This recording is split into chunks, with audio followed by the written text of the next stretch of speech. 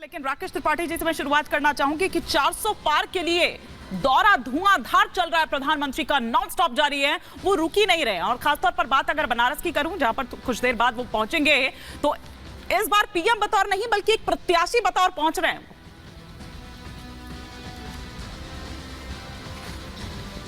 देखिए, ये काशी के लोगों का सौभाग्य है कि काशी के लोग केवल एमपी नहीं चुनते हैं बल्कि वहां से सीधे पीएम चुनने का काम करते हैं। ये निश्चित तौर पर काशी के लोगों पर महादेव की कृपा है। कल ही महाशिवरात्रि बीती है और जिन पर बाबा की कृपा होती है निश्चित तौर पर उनको ये सौभाग्य मिलता है। काशी देश में, दुनिया में सबसे प्राचीन नगरी मानी जाती है जो भगवान शिव के त्रिशूल पर टिकी हुई है।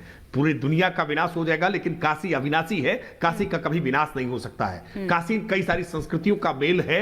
काशी में आपको हर राज्य की एक प्रतिकृति वहां दिखाई मिलेगी। आप जब अभी सृष्टि रिपोर्ट दिखा रही थी तो उस रिपोर्ट में भी आपको पीछे दिखाई पड़ रहा होगा कि अलग अलग समाज के लोगों के द्वारा वहां स्वागत किया जा रहा है। मुझे लगता है कि काशी के लोगों ने जिस तरह से उनको स्वीकार किया है, और प्रधानमंत्री जी ने जो कहा था कि मैं काशी आया नहीं हूं बल्कि मुझे मां गंगा ने बुलाया है, आज काशी का स्वरूप पूरा बदला है। काशी नित्य नूतन चिर पुरातन की तर्ज पर बदली है और केवल काशी नहीं बदली है बल्कि पूरे पूर्वांचल में इसका एक सकारात्मक असर हुआ है। उत्तर प्रदेश का पूर्वांचल एक समय में माफियाओं की आहट से थर्राया करता था। मुख्तार अंसारी और अतीक अहमद जैसे कुख्यात अपराधी रंगदारी वसूली करने का काम करते थे और कोई व्यवसाय डेवलप नहीं हो पाता था। लेकिन आज नरेंद्र मोदी जी के मार्गदर्शन में आज पूरे पूर्वांचल का कायाकल्प हुआ है। पूर्वांचल में आज एक पर्यटन, आध्यात्मिक पर्यटन एक बड़े उद्योग के रूप में स्थापित हुआ है। बड़ी संख्या में लोग वहां पहुंच रहे हैं और काशी ने तो रिकॉर्ड तोड़ दिए हैं। मतलब गोवा और केरल जाने वाली जो पर्यटकों की संख्या थी उसके 3 गुना संख्या आज केवल काशी में दर्शन करने के लिए जा रही है। और कल ही महादेव के लिए जिस तरह से महादेव के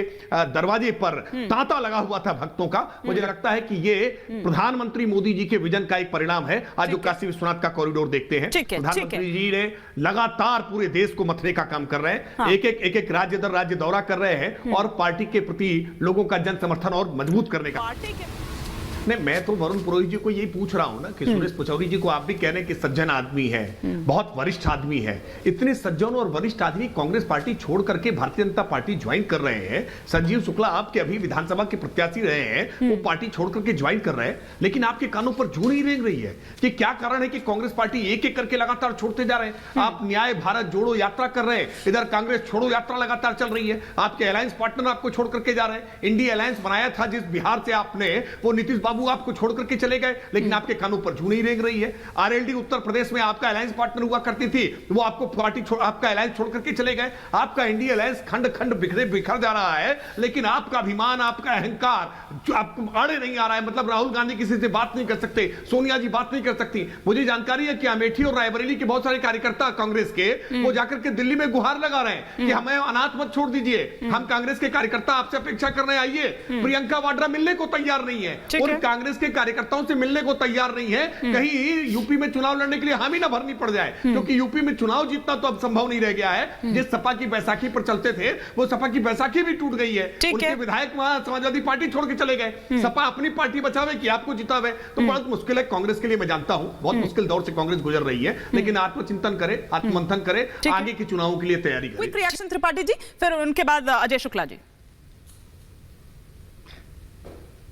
देखिए, अब्बास हैदर जी ने जब कहा ना कि समाजवादी पार्टी आंदोलन की पार्टी है, तो मुझे याद आने लगा, मैं सोचने लगा कि अखिलेश यादव जी ने पिछला आंदोलन कब किया था, कब अखिलेश यादव जी धरने पर बैठे थे, कब अखिलेश यादव जी ने प्रदर्शन किया था। सच यह है कि अखिलेश यादव जी ने जब से सत्ता अपने हाथ में ली है समाजवादी पार्टी की, जब से कमान हाथ में ली है पार्टी के, मैं पिताजी को अध्यक्ष पद से हटा करके अध्यक्ष बने थे, तब से पार्टी का बंटाधार हुआ है। अखिलेश यादव जी में और राहुल गांधी जी में बड़ी साम्यता है।